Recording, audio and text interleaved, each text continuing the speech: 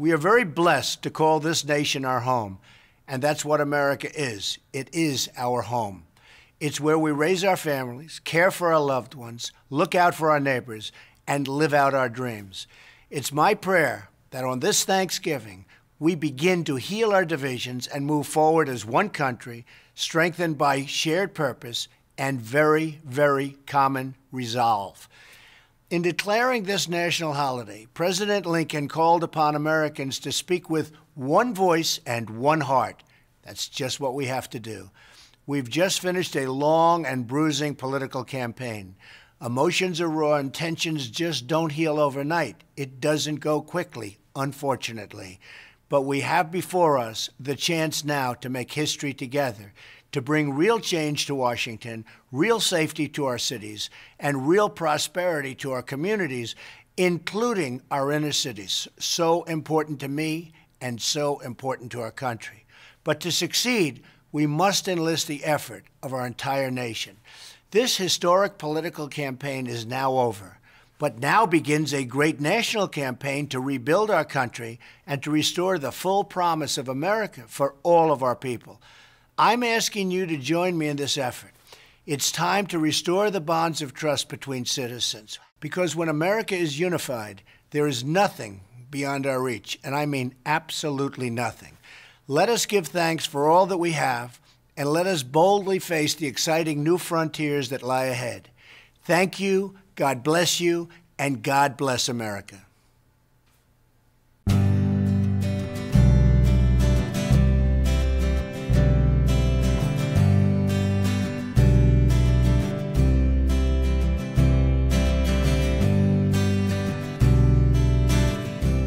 The Pilgrims and the Indians started it, like when the Pilgrims moved to an island. The Pilgrims rode over to on the Mayflower. Indians came and they met the Indians because they worked really hard and they got really sick, and so the Indians taught them how to like plant the food and grow food and catch the fish and stuff like that.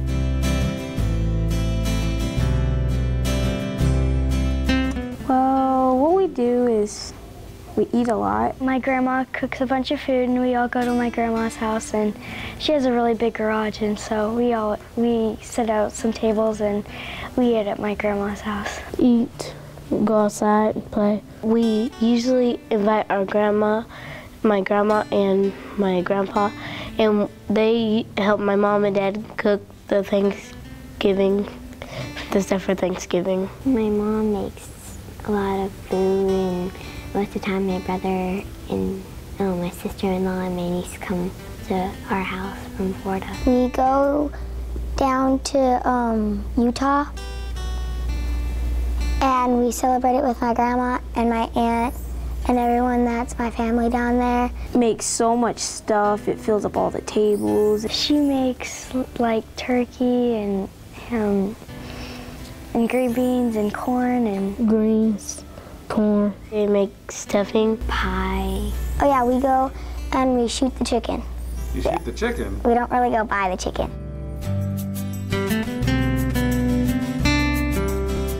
The pumpkin pie. Pumpkin pie, because I like pumpkin everything. It's really good. I like the turkey. Turkey. Cherry salad. The stuffing. It has whipped cream in it, and it has cherries, and I think it's coloring food. I don't know, my grandma makes it.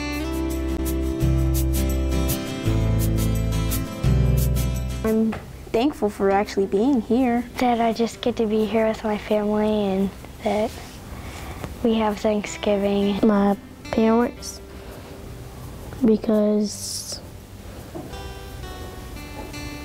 they buy me stuff. I'm thankful for them because they're the ones that got me here, so I can learn and be smarter. They just do a lot for me. I'm thankful for my family and my brothers and sisters and my grandmas for everything they've done for me.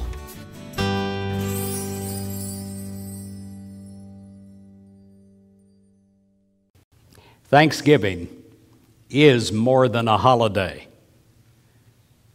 It is a lifestyle to be lived.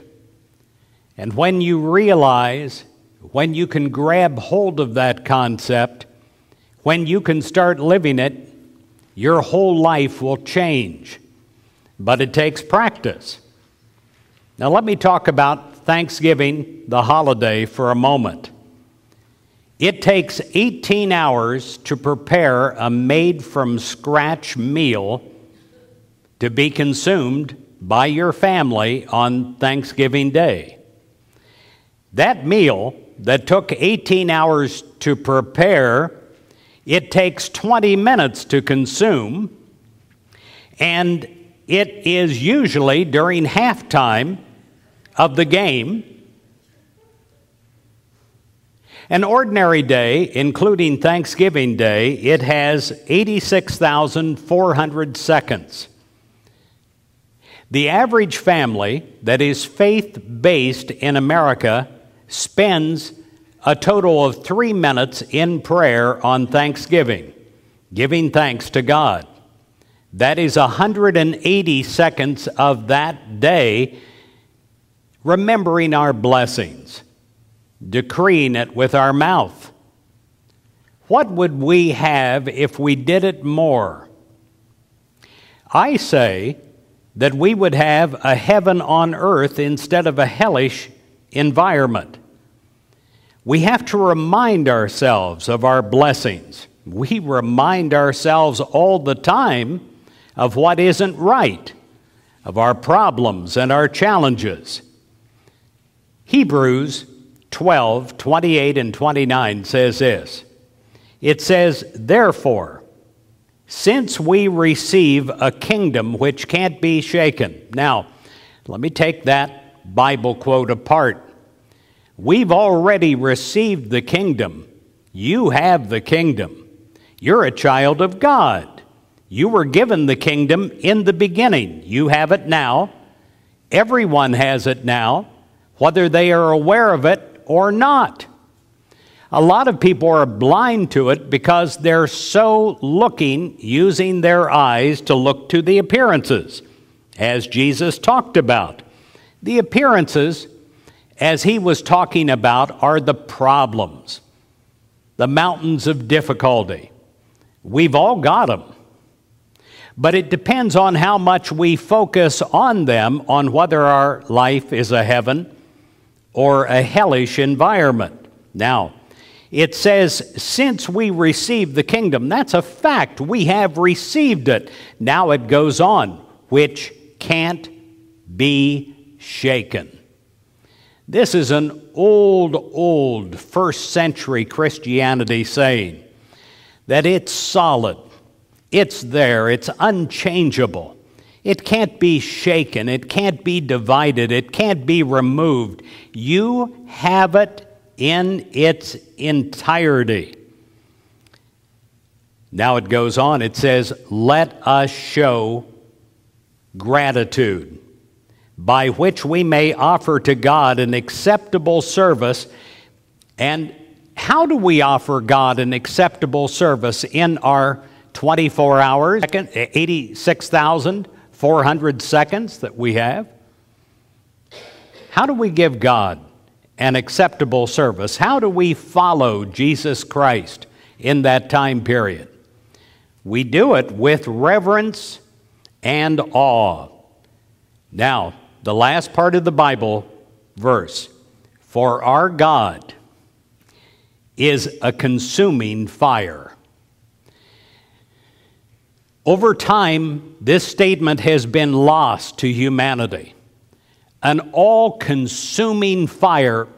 The only thing that we have for it in today's language is when you're on fire with something. You're filled with enthusiasm. You're filled with passion for what you're doing. You are literally being consumed in a good way by the things you're doing. It is what happens to you when you live in gratitude. Thanksgiving is a word of action. It is a word where you take the action of thanksgiving in the morning and you live it all day long. Thanksgiving was never meant to be shut up in a single day. Religion, the word, means a way of life. But how do you live your life? And is it working for you in living your life a certain way? Seneca said, "Nothing is more honorable than a grateful heart." True gratitude is possible for those who take time to remember. No one can give thanks that has a short memory. Church is a remembrance society. You are here to remember and recall that you already know. And when you hear something that you already know, you go, that's right. Your whole soul is saying, yes, that's right. I remember that. That's what I need to recall daily. Let me tell you my story. In the mid-1970s, I gave my life to God in Nashville, Tennessee. And I was very sincere. I wanted to live every day of my life making other people's lives better.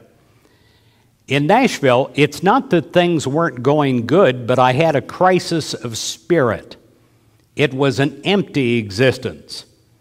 I needed more.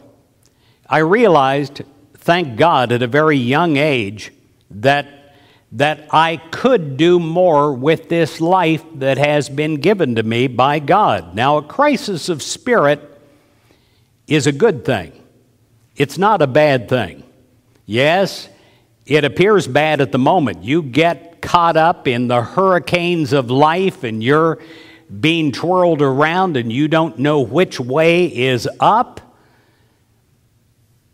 But if it changes you, if it sends you in another direction, if you pause during that time and listen to God, then you'll be led in the way that you need to go.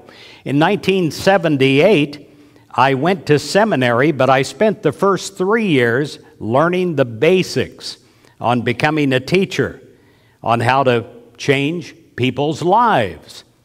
In 1981, I entered ministerial school to become an ordained minister. In 1983, I had my first church as a minister in Rockford, Illinois. I would do what they said to do in ministerial school. I would go into a church and I'd speak for 20 minutes. And I'd do not more, they said, than 7 minutes of prayer. But I found over time I wasn't really changing lives. Oh, I might entertain people, I might be able to hold their attention, but people remained the same, even though they wanted to change in a sincere way. So what I did was I lengthened the lesson. I spoke for 30 minutes plus. I did meditations and prayers that were 11 to 15 minutes. And I didn't change lives either. I noticed people were nodding off. In counseling sessions, I made a discovery that a person coming in for counseling with a huge problem that really wanted to change, my counseling sessions, again, made them feel better in the moment, but they didn't change until I gave them a system based on the calendar that took place after the counseling session. I'd say for the next 7 days, go home and practice this every day. And I noticed there was a change in the person. Then I heard a psychologist on TV, and he said this. He said it takes 14 days to release an impacted idea within the subconscious mind. You work on something, and over a 14-day period, you begin to chip away at the cement. You cause a crack, and then light can come in and change that. Well, I thought, I'm on to something here. And I started to give people assignments for 14 days, and bigger changes happened in their lives. In the 1980s, there was a minister in Detroit, Michigan by the name of Jack Boland. He was a friend of mine. Thank goodness he me as a young minister. And he had a very successful year-long system called the Mastermind. It was a huge journal, literally about the size of this, that you would carry with you, and nightly or when you had time, you would journal in that your thoughts.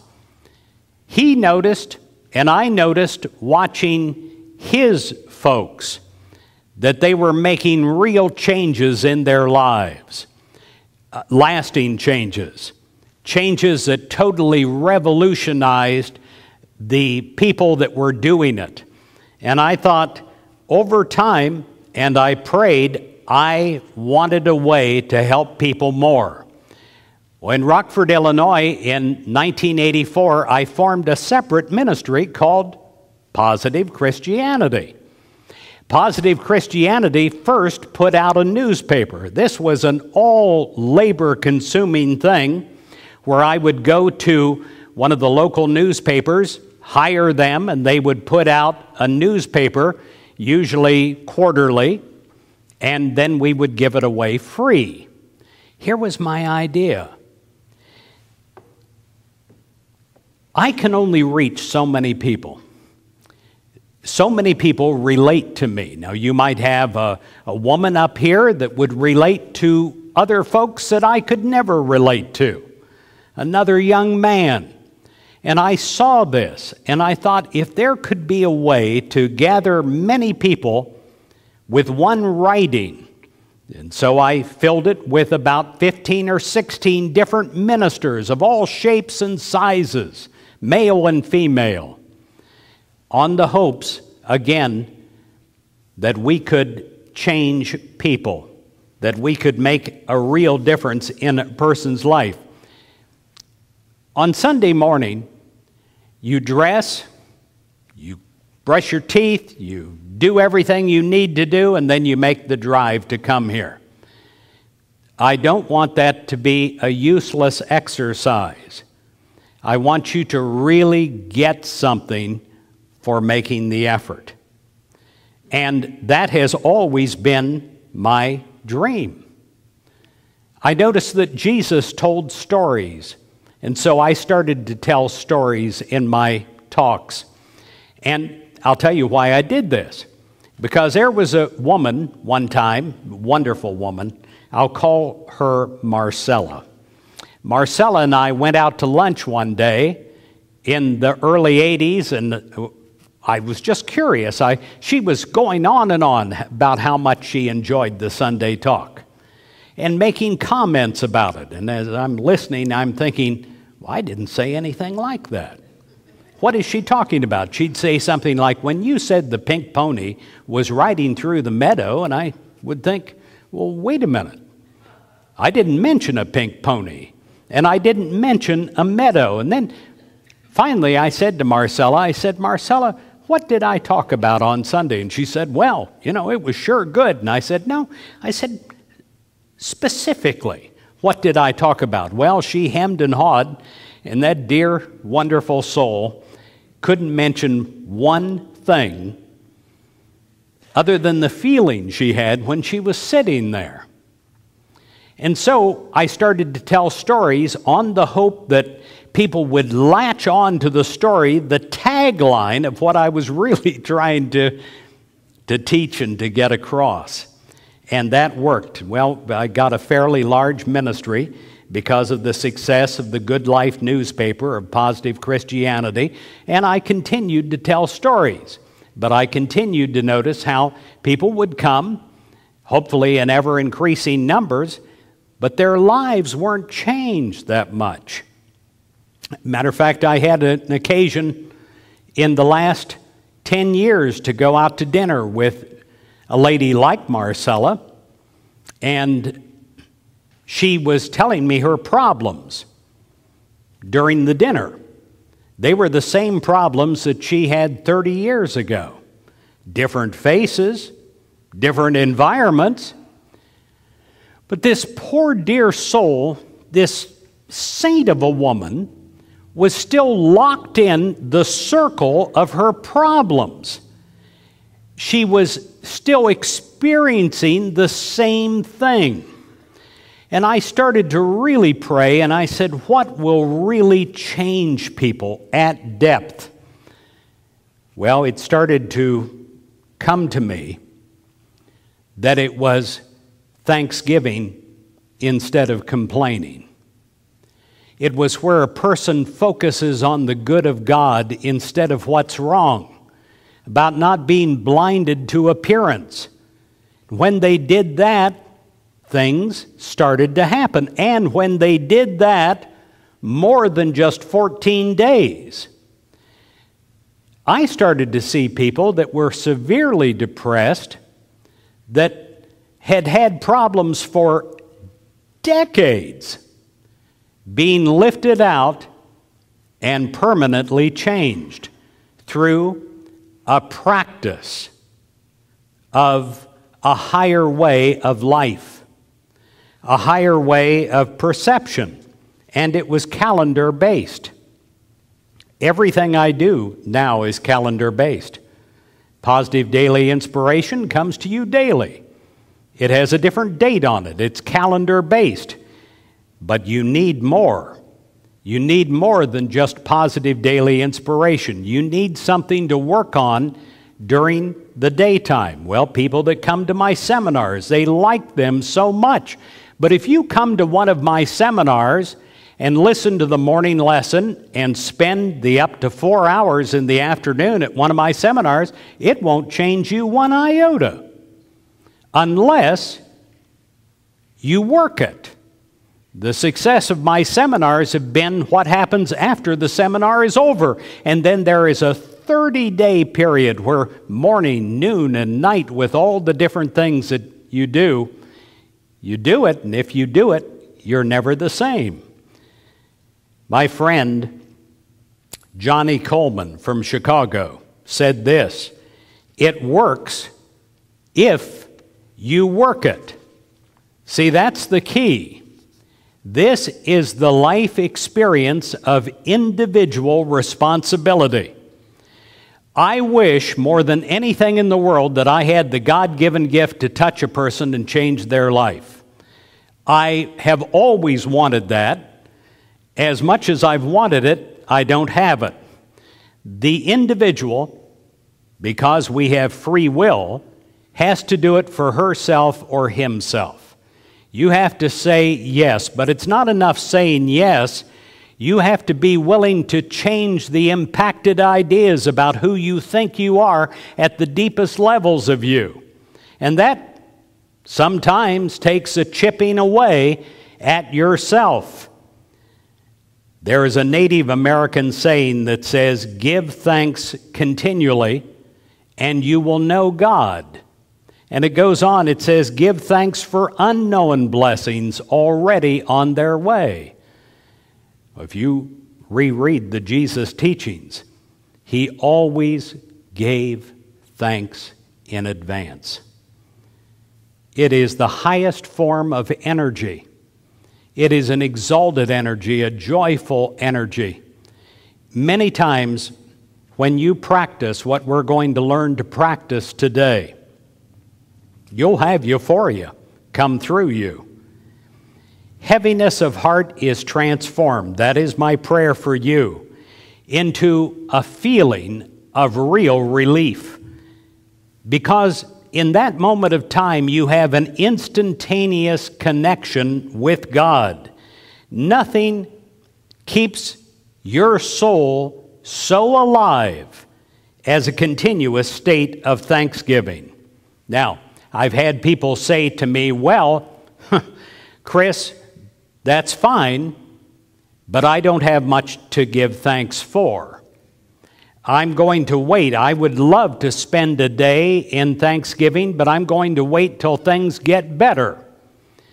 Actually, that type of attitude, a subtle complaining inside of self, has the power to repel instead of attract our blessings. When we begin to form a thanksgiving, when we're grateful to God for what has been and what will be, we have a mature spirituality that changes us cell by cell and changes our life into a heaven instead of a hell. You become a spiritual magnet for the good that you want in your life. It is a new way of life.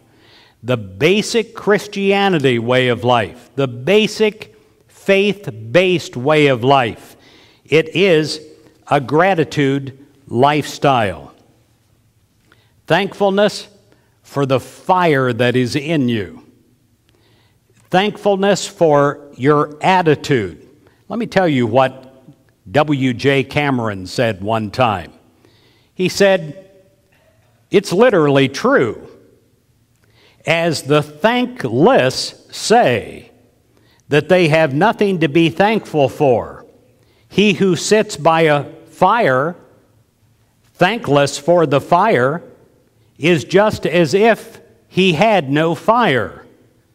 Nothing is possessed save in appreciation. When you appreciate something, you not only attract it to you, but you have it spiritually. Faith-based life is based on perception. I'm going to show you what I've done. I have yearly a gratitude calendar that comes in a special envelope. That is to get the attention of the person receiving it. And for my calendar, what I've done is I have it in a pocket-size edition now so that you can carry it with you. So when you see something that you want to say, I am thankful for, you can write it down immediately. You don't wait till you get home. You can recall it. And when you recall it, that is the power of the remembrance. Powerful activity of striving for an up arrow day. This, in a condensed form, was from watching people over 30 years, where they would have a down day and then they'd have an up day. And I want you to record your up days and your down days, so that you can retrain your mind. So, gee, yesterday I didn't do as well. I'm going to work harder. It is just calling your attention to it. That is the first thing you can do towards a solution. The next thing you do, point number 2, is every day I ask you to make an appointment with God for prayer. But this is special kind of prayer, Thanksgiving prayer. You write down an appointment just as if I had an appointment with you. I can write down 10 a.m. and I show up, and when you show up, God shows up. All you have to do is spend this time in thanksgiving to God. It's not asking for something, which 98% of our prayer is, and that's okay. But this is for giving gratitude, giving thanks for what is right in your life. So many people use their prayer time just to go over their problems, a litany of problems and how bad they feel. My friends, listen to this. If you feel worse after you prayed than before you prayed, perhaps you're doing it wrong. When you spend time in thanksgiving prayer, going over your blessings, and you'll have many to go over as you work the calendar, you will have a euphoria lift inside of you that has an effect to change the next few hours of your life. Point number 3, count your blessings. Write them down daily. Every day on the lines of the calendar. And let me talk about the calendar for a minute. I am not in ministry to sell calendars. You can buy your own calendar. People watching this TV can buy their own calendar. They don't need ours.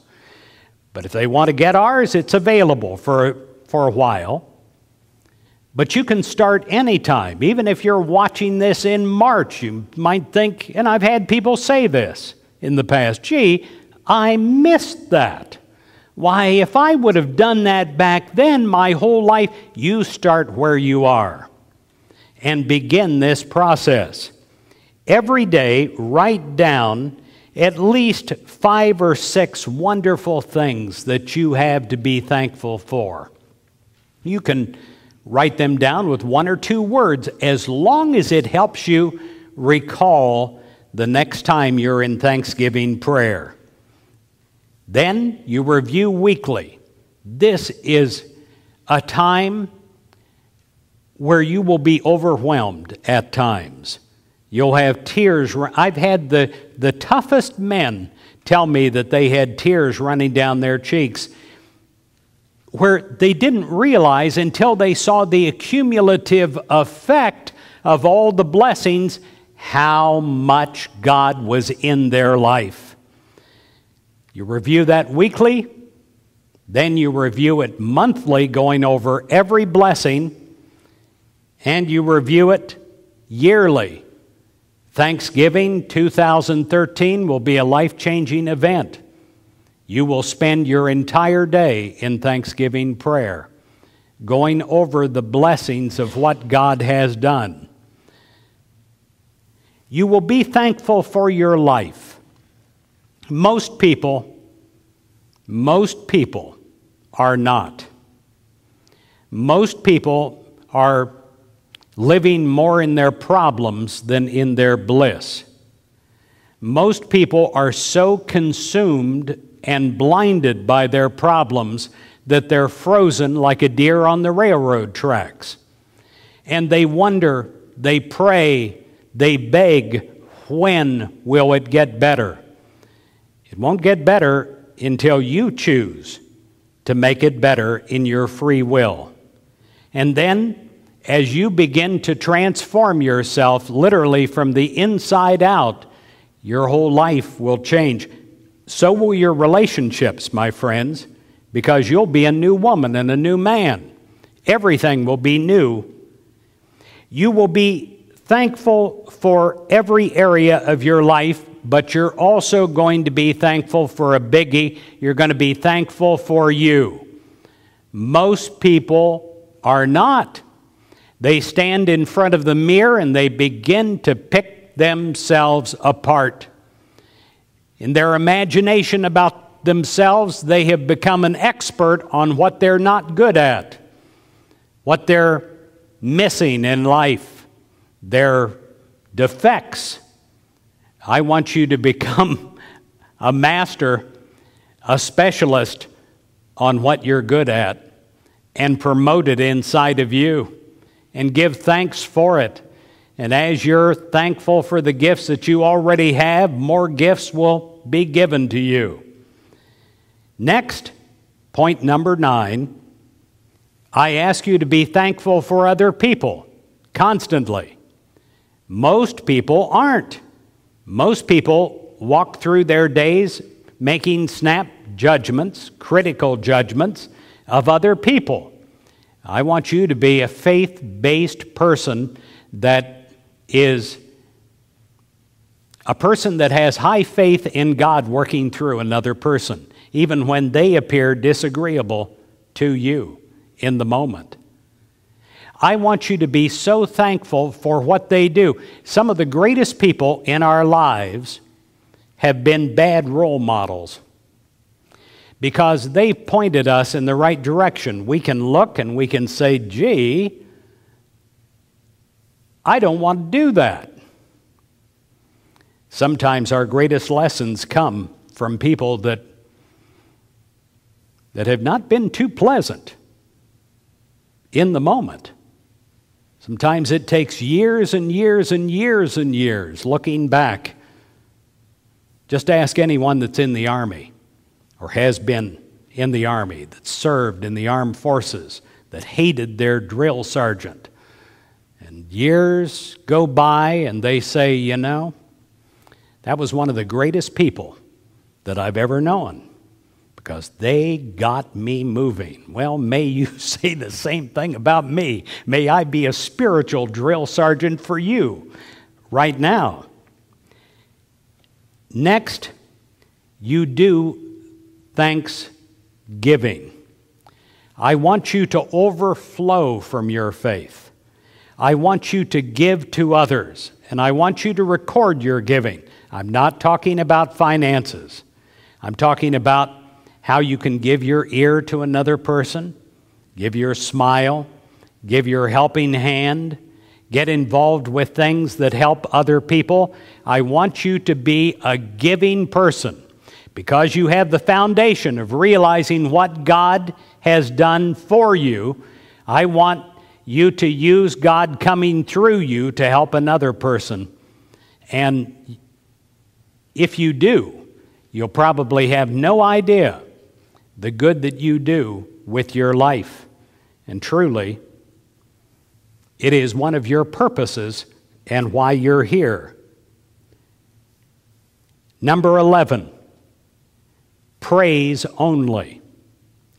Every day that you are able to go through an entire day without criticizing once anyone or anything, including yourself, draw a star next to the date that you succeed. It's a simple system. I've worked hard over the 11 years that I've been doing this to make it simpler so that you can take this home today and you can use it. Go and buy a calendar. If you want, you can order one of ours. But have it small enough where you can carry it with you and record your blessings. Record all the good that God has and is and will do in your life. We begin in D.C., where for the 8th consecutive year, President Obama issued his annual presidential pardon to a Thanksgiving turkey instead of a mentally challenged death row inmate. While the president acknowledged that Charles Stanwell was not fit to stand trial given his IQ of 67, he defended his position on John W. Turkey, noting that the morbidly obese food bird didn't deserve the indignity of being served next to marshmallow yam casserole.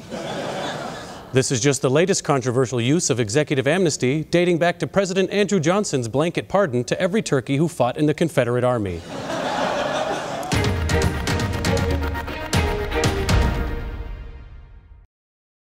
This is the VOA Special English Agriculture Report. In 1621, a big celebration took place at Plymouth Colony in what is now the state of Massachusetts. European settlers known as the Pilgrims were celebrating their autumn harvest after a winter of struggle. Other colonists held earlier ceremonies of thanks. But the Pilgrims' 3-day feast is often called the nation's first Thanksgiving. President Abraham Lincoln declared a national holiday in 1863 during the Civil War. Today, families and friends gather on the fourth Thursday in November. And thanks to the United States Census Bureau, here are some facts about where their Thanksgiving meal comes from. The main dish is traditionally a turkey. About 2/3 of the nation's turkeys are produced in Minnesota and 5 other states. Producers are expected to raise 248 million birds this year, 2% more than last year. Popular side dishes include cranberries and sweet potatoes. Last year, North Carolina grew more sweet potatoes than any other state. Wisconsin is expected to be the top cranberry producer this year. People often finish the meal with pumpkin pie. Last year, Illinois grew the most pumpkins. California, New York, and Ohio were also major pumpkin producers. Thanksgiving is a big event, but buying a traditional holiday meal can be a struggle for the poor. So charity groups often hold food drives. In Denver, Colorado, volunteers were collecting donated items to fill 1,500 Thanksgiving baskets. Rodney Cunningham has been helping the group Volunteers of America for 3 years. He says this year the demand was greater than ever. One of the reasons why it's really important is because the economy is pretty bad, and a lot of people have a need for extra food. They don't have any food at all. Jim White, Community Affairs Director at Volunteers of America, says people donated a lot of food. These individuals donated over 148 tons of food, but it takes a huge amount of food, as you can imagine, to do 1,500 food baskets complete with stuffing and cranberries and pumpkin and fresh produce, and then they are all topped off with a 15-pound frozen turkey. Mr. White says volunteers come from all over Denver to help. Thanksgiving should be viewed as a verb, not a noun. And what better way to give thanks than to help somebody out that you know is struggling right now? For VOA Special English, I'm Alex Villarreal. From VOA Learning English, this is the Agriculture Report in Special English. Thanksgiving Day is a national holiday that Americans celebrate on the fourth Thursday in November. This autumn festival is traditionally celebrated with family and friends over a big meal that takes hours to prepare. The meal usually includes turkey served along with dishes like cranberry sauce, sweet potatoes, green beans, and pumpkin pie. The turkey is usually seasoned and roasted in an oven, but some people fry the bird in oil or cook it on a grill. The National Turkey Federation estimates that Americans ate 46 million of the birds during last year's holiday. About 2/3 of the turkeys raised in America came from 6 states: Minnesota, North Carolina, Arkansas, Missouri, Virginia, and Indiana. Turkey is eaten all year, not just during the holidays. Americans have been consuming an increasing amount of turkey, although chicken, beef, and pork are still more popular. One industry official says 2012 will not be as profitable for turkey farmers as past years have been. Feed costs are up, while turkey prices are about the same. The Pilgrim's Feast in 1621 is often considered the nation's first Thanksgiving. The Pilgrims were early settlers of the Plymouth colony in what is now Massachusetts.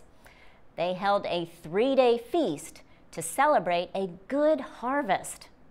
During the Civil War, President Abraham Lincoln declared the last Thursday of November a national day of Thanksgiving.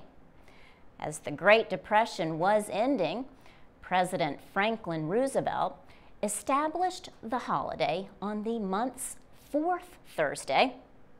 He did not want to shorten the Christmas holiday shopping season in years when November has a 5th Thursday, as it did this year. For VOA Learning English, I'm Laurel Bowman. Chris. Stations come from Newark Penn Station, New Brunswick, Virgin Rapids, Preston Junction, and Hamilton, terminating in Trenton.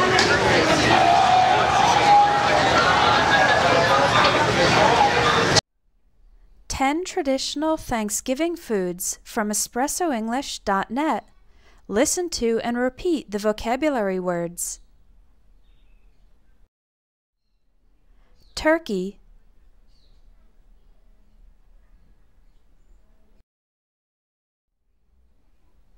gravy,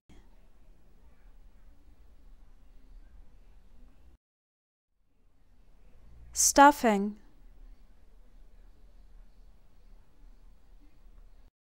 sweet potato casserole with marshmallows,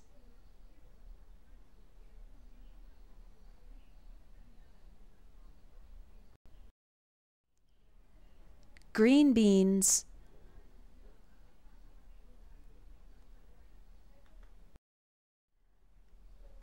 cranberry sauce,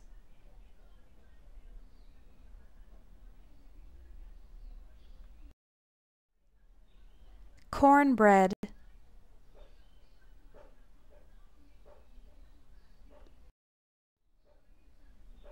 pumpkin pie,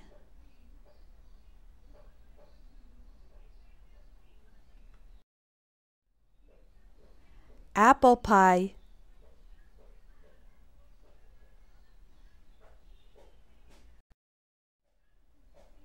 pecan pie,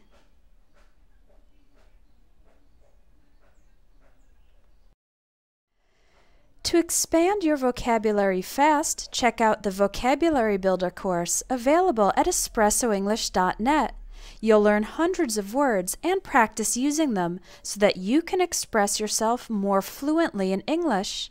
Visit EspressoEnglish.net for the Vocabulary Builder course.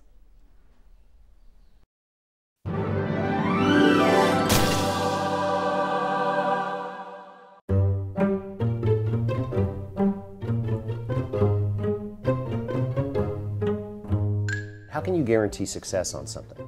Okay, Thanksgiving turkey, #1 complaint, dry, right? Okay, now I can't, in a one-page recipe, guarantee you that I will get you to a bird that is not overcooked. There's simply too many things I don't know. I don't know the temperature of your refrigerator. I don't know the temperature of your kitchen. I don't know the sine wave of heat delivery in your oven. I don't know these things.